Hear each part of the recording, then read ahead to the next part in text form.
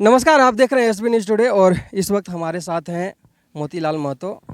आइए इनसे बात करते हैं, चूँकि चुनाव में थे और चुनाव इन्होंने लड़ा, क्या कुछ खास रहा और अब जबकि जेल कैंप के एक विधायक सदन में पहुंच चुके हैं तो अब आगे क्या रणनीति होगी, तमाम चीज़ों पे बात करेंगे। मोतीलाल जी, सबसे पहले तो आपको हमारे चैनल में स्वागत है। आपके चैनल के सभी दर्शकों को मेरी तरफ से जोहार। अच्छा, क्या कहेंगे, क्या जब चुनाव में गए आप और जब वहाँ पे सामने थे आपके टुंडी के जेएमएम के विधायक पूर्व, क्या लगा, क्या रणनीति उन लोग अपनाया या फिर कहाँ आपकी चूक हुई जो दर्शकों का आशीर्वाद तो मिला लेकिन उतना नहीं मिल पाया जितना आपको सदन में पहुँचा सके? देखिए, एक तो टुंडी विधानसभा जो क्षेत्र है वो बहुत ही अति पिछड़ा क्षेत्र है और जो एजुकेशन रेट जो है, रेशियो जो है वो बहुत ही निम्न स्तर का है, बहुत ही नगण्य है। तो लोग उतना मेंटली रूप से प्रिपेयर नहीं हैं। एक सिंबल को वहाँ पर दिमाग में डाल दिया कि यही सिंबल आपका है, ठीक है। और जहाँ तक हम लोग ने बहुत प्रयास करते हुए लोगों को लाने का अपने तरफ प्रयास किया, अपनी विचारधारा को वहाँ डालने का प्रयास किया, लेकिन एक जो 17 और 18 की जो 18 और 19 की जो रात थी, वो रात बहुत काली हुई हम लोग के लिए। वहाँ पर जब नोटों का वितरण होना शुरू हुआ, जब दारू, मुर्गा, धोती, साड़ी, लुंगी, गमछा जब बंटना शुरू हुआ, तो हमारा जो वहाँ विचारधारा है कहीं ना कहीं डैमेज हो गई। कहीं ना कहीं लोग नोटों में भी, क्योंकि पिछड़ा क्षेत्र है, वहाँ के लोग को अगर एक 500 के नोट मिल जाते हैं तो 50 लोगों का वोट दे सकते हैं, ऐसा स्थिति है वहाँ।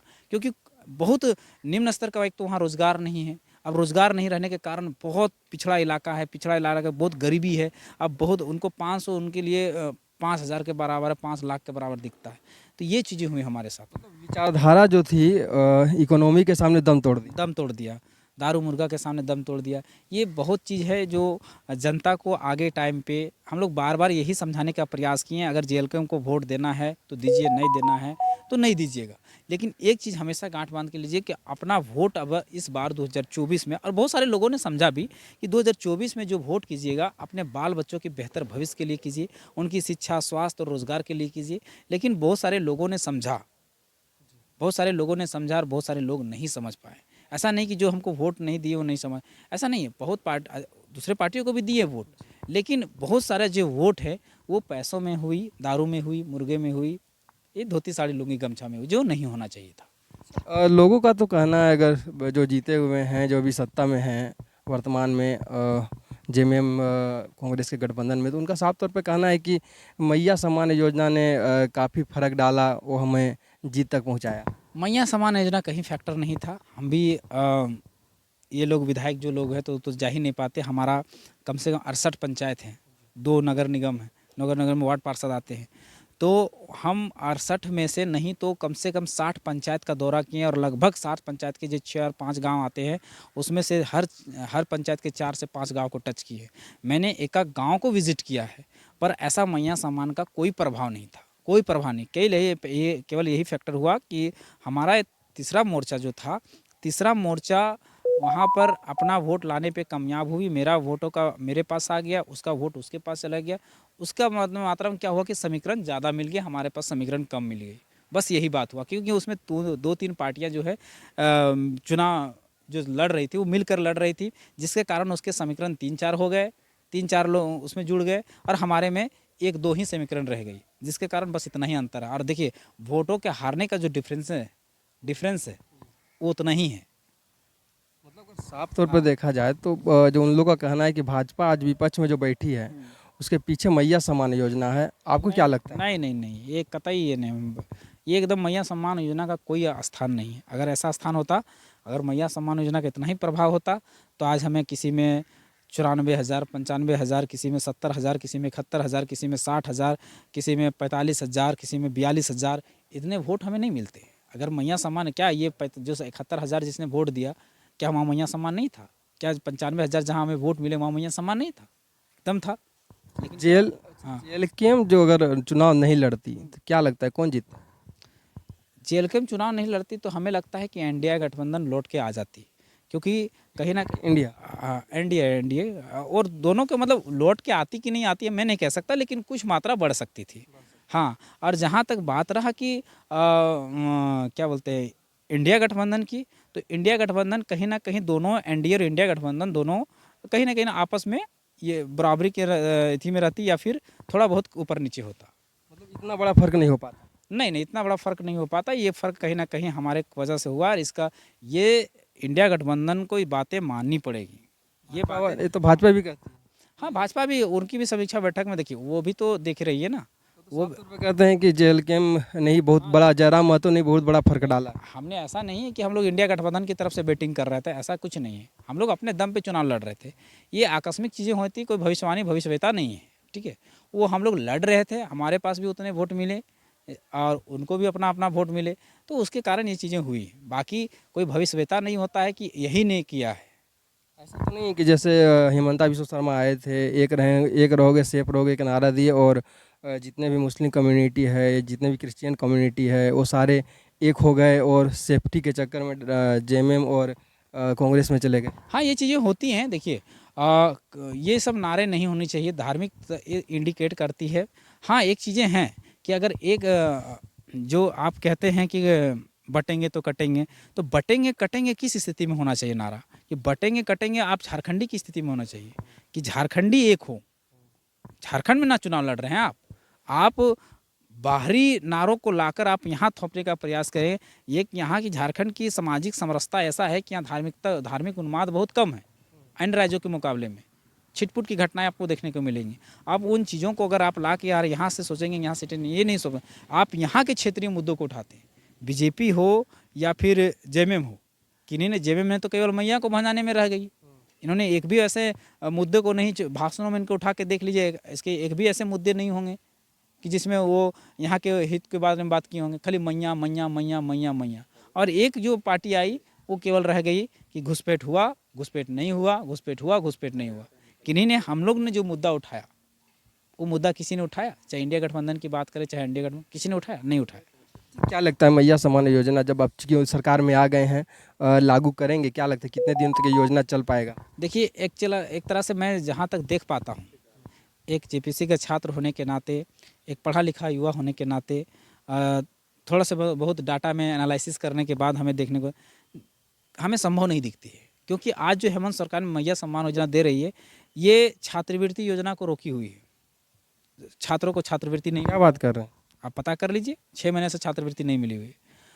वृद्धा पेंशन नहीं मिल रही है, बुजुर्गों को 6 महीना से वृद्धा पेंशन बंद है, दिव्यांग पेंशन बंद है, पोषण सखी का सैलरी नहीं मिल पाया है, और भी बहुत सारी चीज़ें हैं जिसको नहीं मिल पाया। उस पैसे को यहाँ मैया सम्मान में दिया जा रहा है, उस पैसे को यहाँ खपाया गया है केवल वोट को ध्रुवीकरण के मोबिलाइज करने के लिए कि ये चीज़ें हो, ठीक है।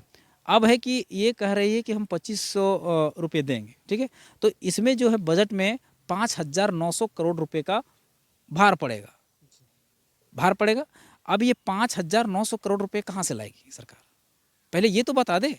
एक तो राज्य के ऊपर ऐसा ही इतना कर्ज है, कर्ज नहीं राज्य सरकार चुका पा रही है। रेवेन्यू का कहीं स्थान नहीं दिख रहा है, कहीं रेवेन्यू नया रेवेन्यू लाने के लिए, ज़्यादा पैसे जुटाने के लिए कहीं स्थान नहीं है। और ये 5,900 करोड़ रुपये का एक अतिरिक्त प्रभार डाल दिए। वो भी मैं बोल रहा हूँ जहाँ तक अभी तक बांट रहे हैं वहाँ तक में अभी तक 57 लाख महिलाओं ने रजिस्टर करवाया है। 57 लाख, और अभी 57 लाख को दे नहीं रहे हैं। अब सोच लीजिए कि अगर 57 लाख लोगों को मिला तो झारखंड कहाँ जाएगा? एक तरह से ये झारखंड को 40 साल पीछे धकेल देंगे अगर ये चीज़ें हुई तो। एक सवाल है कि और दूसरी बात, इसमें समाज में भी बहुत बुरा प्रभाव पड़ता है। इसका प्रभाव बुरा पड़ता है। ये आज जाइए गांव में, खेतों में, खलिहानों में आपको मजदूरी करने के वाले लोग नहीं मिलेंगे। तो आदमी को खेत में अगर मान लीजिए काम नहीं करेंगे, आज 35 किलो चार मिल रहे हैं, लोग खा रहे हैं, चलिए हमें उससे कोई आपत्ति नहीं, मिल रहे हैं, बहुत अच्छी बात है।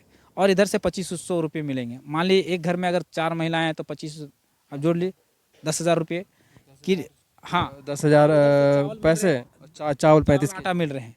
कोई क्यों मजदूरी करने जाएगा? आप बता के सोच के देखिए। इससे क्या होगा कि खेतों में काम नहीं करेंगे, खेत परती रहेंगे और चावल का उत्पादन नहीं होगा। सरकार कहाँ से खिलाएगी? अब पत्थर तो नहीं ना खिलाएगी, खिलाएगी तो चावल, और चावल के लिए कोई ना कोई तो उपज करेगा ही, चाहे हम करें चाहे आप करें। समझ? चावल महंगा जिसके कारण, हाँ महंगा होगा, जिसके कारण आज देखिए मेरे गाँव, मेरा खुद का खेत है, मेरा खुद का खेत 90% परती है। परती का मतलब, कहने का मतलब खाली है, उसमें ना धान बोए ना किसी चीज़ को उगाए। क्यों? क्योंकि हमें मजदूरी करने वाले लोग नहीं मिल पा रहे हैं। और हमारे घर में जो सदस्य हैं वो पढ़े लिखे सब हो गए हैं, सब अपना अपना नौकरी पेशा में लगे हुए हैं। तो हमारे घर में खेत की कैसे होगा? अगर मजदूर रहते तो हम पैसे दे मजदूरी करा सकते थे, उनका साफ कहना है कि हम क्यों जाए, हम क्यों जाएं काम करने, मुझे तो 5,000 इधर से मिल रहे हैं, 2,500 इधर से घर चल जा रहा है, उधर से तो चावल और आटा मिल ही जा रहा है। तो ये एक तरह से पूरी तरह से सामाजिक समरसता को, सामाजिक संतुलन को बिगाड़ रहे हैं। हमें देखिए, एक बहुत अच्छे विचारक ने कहा था कि मनुष्य को फ्री में कुछ भी नहीं मिलना चाहिए, केवल शिक्षा के अलावा, शिक्षा और स्वास्थ्य के अलावा फ्री में कुछ भी नहीं मिलना चाहिए। तो इस सरकार को अगर करना था, निःशुल्क शिक्षा देने की व्यवस्था करते। मैया को अगर सम्मान देने की बात थी तो उस 18 साल के युवा पीढ़ी को जो पढ़ने वाले हैं उसके लिए बेहतर स्कूल की व्यवस्था करती, बेहतर पढ़ाई लिखाई की व्यवस्था करती, प्राथमिक स्तर की, माध्यमिक स्तर की, उच्च स्तर की शिक्षा की व्यवस्था करते। उसके लिए अलग से कॉलेज बनाते, अलग से मेडिकल कॉलेज बनाते, अलग से इंजीनियरिंग कॉलेज बनाते, ताकि वो बच्चियाँ पढ़ लिख कर BDO, CO, इंजीनियर, डॉक्टर कुछ भी देश में योगदान दे सकते थे। ये होता मैया सम्मान। सदन के अंदर जब अब आपके एक विधायक पहुंच चुके हैं, तो क्या इन सब बातों को, चूँकि बहुत सारे, चाहे मैं भी बहुत जगह जाता हूं तो कहता हूं कि भाई भाजपा हो, चाहे JMM हो, चाहे JLKM हो, चाहे कोई भी पार्टियां हो, कांग्रेस हो, RJD हो, फ्री की रेवड़ी जो बंट रही है उस पर लगाम लगानी चाहिए। क्या ये बातें सदन में भी उठी? हाँ, एकदम राम मनोहर लोहिया जी ने बोला था कि जो फ्री की चीज़ें जो होती हैं, घोषणाएँ, ये घोषणा कभी नहीं होनी चाहिए। सरकार ये चीज़ में भर गई, और इसमें जनता को समझना चाहिए फ्री का कोई भी चीज़ नुकसानदेह है। आज आप जियो का ही एग्जांपल ले लीजिए, आज फ्री को दिया, उसके बाद अभी टैरिफ कितना हाई है, सोच के देख लीजिए। और फ्री के होने के बाद इसका यूटिलाइज गलत चीज़ों में होता है। कभी भी जिसमें पैसे इन्वेस्ट होते हैं, जिसमें खर्च होता है, उसमें आप अगर मान लीजिए जब 1 रुपये कॉल करता था तो आप कितना कॉल करते थे फालतू का। आज आप फ्री है तो आप कुछ दर होना चाहिए, मेरे ख्याल से कोई भी चीज़ किसी कुछ दर होना चाहिए। आज निःशुल्क है तो आज हमारा युवा पीढ़ी देखिए घंटों घंटों बातें कर रही है, उनका समय क्वालिटी टाइम बीत रहा है। वही अगर मिनट में 1 रुपया था तो लोग 1 मिनट, जो इमरजेंसी चीज़ें होती थी उससे क्या होता है कि नेटवर्क भी जाम नहीं होता था, लोग को सुविधाएं होती, तो बहुत सारी चीज़ें हैं। तो मेरा मानना है कि चाहे नेटवर्क की बात हो, चाहे कोई भी चीज़ सिस्टम की बात हो, निःशुल्क नहीं होना चाहिए, केवल शिक्षा और स्वास्थ्य को छोड़कर। शिक्षा और स्वास्थ्य, इस सदन में उठेंगे ये बातें उठनी चाहिए मेरे ख्याल से। एक सवाल और है कि कौन से मुद्दे आपके खास होंगे, जो शुरुआती दौर में, चूंकि पहली बार सदन में पहुंचे हैं जयराम, तो कौन सी बातें, कौन से मुद्दे ज़्यादा इम्पोर्टेंट है आपकी नज़र में जो उठाएंगे वहाँ पे? जो मेरे मैनिफेस्टो में था, मैनिफेस्टो में, प्रतिज्ञा पत्र में जो चीज़ें थी, हम उसको पहले वहाँ पर सदन में महत्व देंगे। पहले छात्र हित के मुद्दों की बात होगी, पहले स्वास्थ्य हित के मुद्दों की बात होगी, फिर शिक्षा क्षेत्र, ये 3 क्षेत्र पर फोकस करेंगे। उसके बाद रोजगार और पलायन, इस पर हमारी बातें होंगी वहाँ सदन पे। जयराम क्या सरकार में सत्ता पक्ष में जाएंगे? नहीं, ये अफवाह है, केवल और केवल अफवाह है। हमने तो कहीं पढ़ा था कि उनको सुनते हैं गृह मंत्री तक बना दिया था, और किसी पोस्ट में हम देख रहे थे शिक्षा मंत्री बना दिया। अच्छा देखिए, आप लोग मीडिया बंधु हैं, आप लोग टेक्निकली सोच के देखिए कैसे संभव है। अब उसके इंडिया गठबंधन को 56 सीटें मिली है, 42 सीट चाहिए सरकार बनाने के लिए, उसके पास ऑलरेडी सीटें हैं, ना गठबंधन में हम लोग शामिल हैं, ना सरकार को समर्थन दिए हैं, फिर ये चीज़ें कैसे हो सकती है? धन्यवाद। तो मतलब कह सकते हैं कि जयराम विपक्ष में मुखरता से बाद मैंने अपने मुद्दे उठाते रहे। एकदम। तो ये थे मोतीलाल महतो, जिन्होंने साफ तौर पर कहा कि हमारे जो विधायक एक पहुँचे हुए सदन में, सड़क पर अगर हम हंगामा करेंगे, सड़क पे हम अगर मुद्दों को लेकर के सामने खड़े होंगे और हम जनता की बात करेंगे, तो सदन के अंदर जयराम महतो बात करेंगे। और कब करते हैं तो देखने वाली बात होगी, चूँकि 9 दिसंबर से सदन शुरू होने वाला है, और उसमें दिखेगा कि पहली बार नवनिर्वाचित विधायक जयराम महतो सदन में पहुँचे हैं, वो क्या सदन में अपना रंग दिखाते हैं।